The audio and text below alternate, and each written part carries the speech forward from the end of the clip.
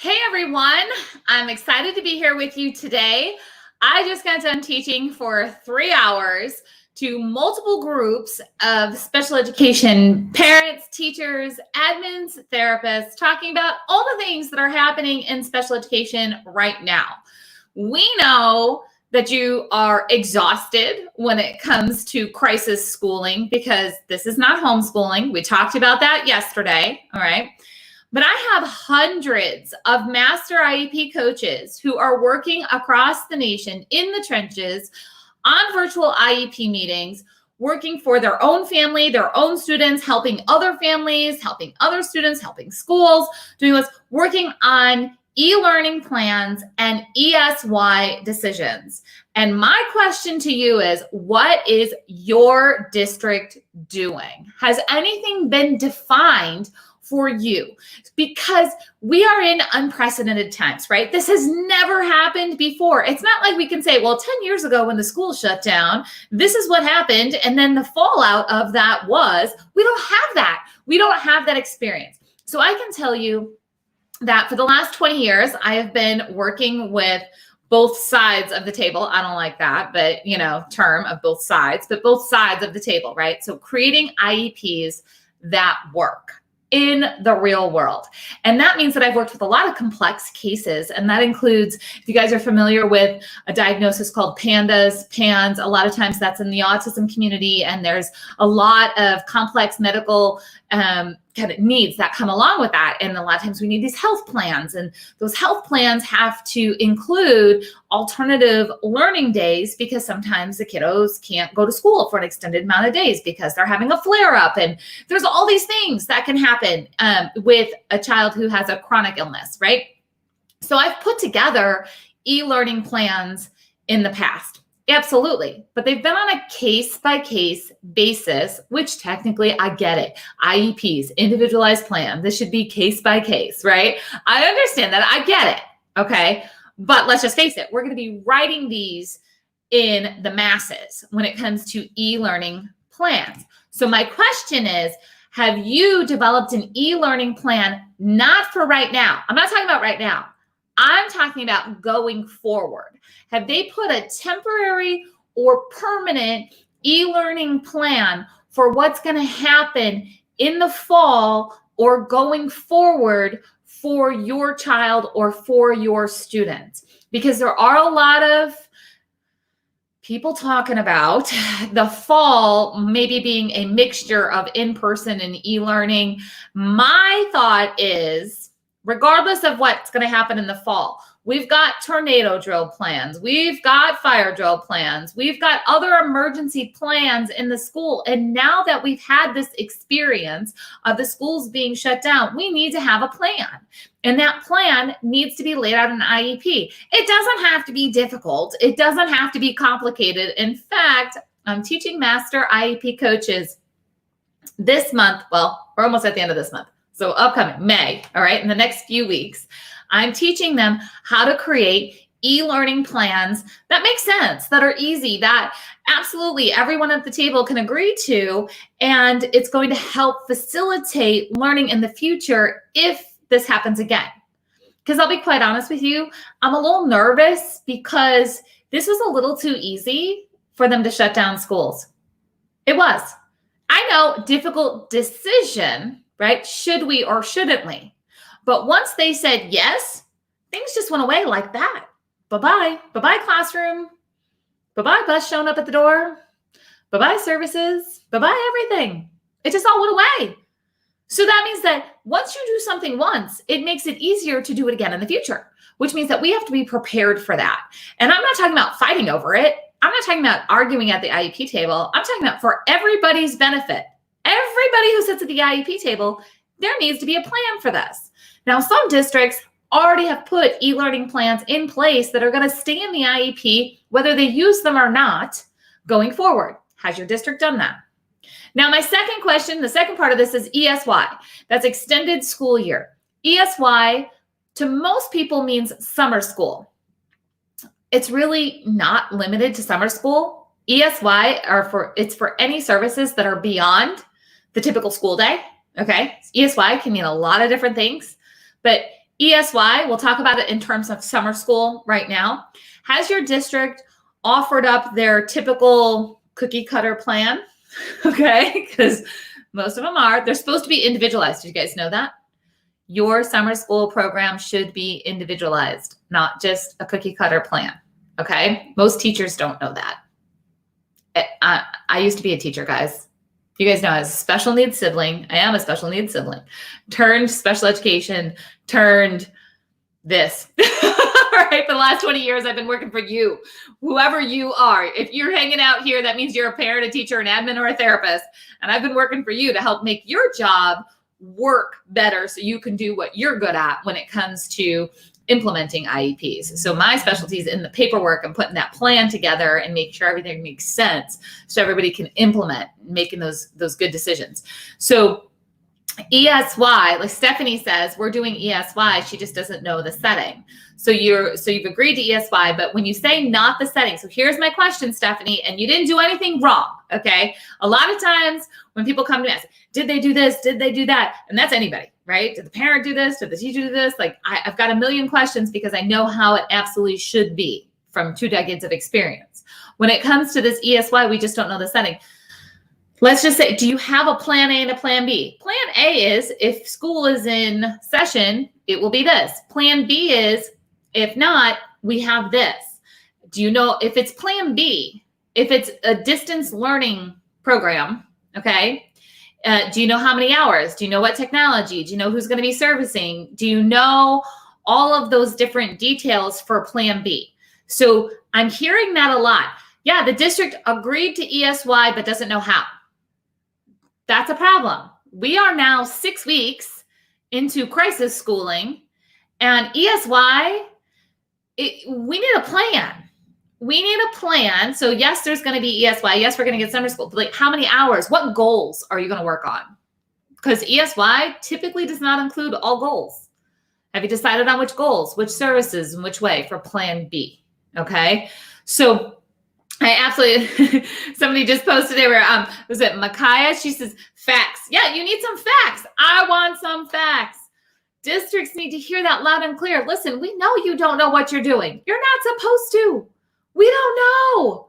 We don't know the answer. It's not like, if this happens, do that, right? We don't have the history. So districts, it's okay. But saying things like ESY is going to happen, we just don't know how, that's not good enough right now. We already know we're in crisis.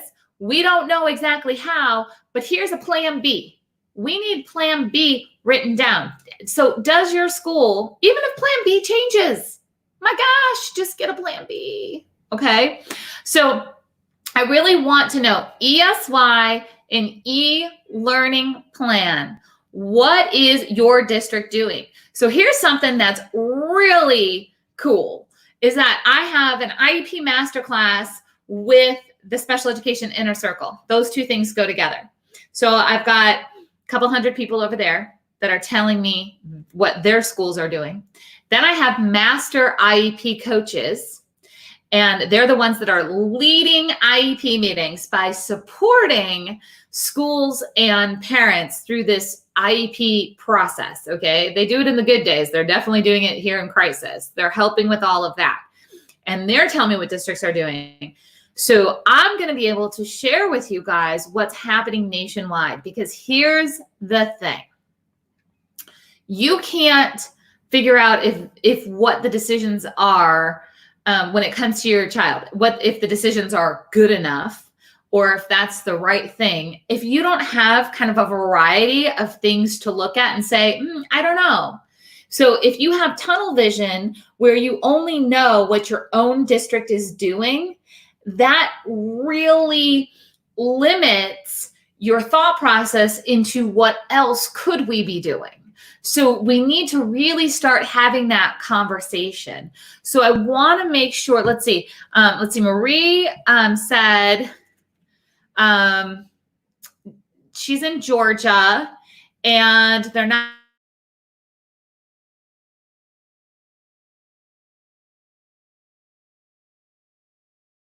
going to do, oh, there you go. Sorry, I guess my internet went out for a little bit. Welcome to virus crisis. Everybody's stealing everybody's internet. So they're doing some online classes, it looks like, that the school may be paying for the students to attend online classes through another institution.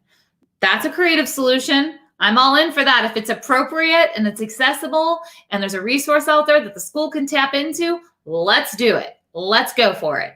Somebody else just said they're having online class for 15 minutes. Well, if that's appropriate and that's accessible, okay, but once a week, more than once a week, have you decided which goals you're going to be working on? Because that's super important.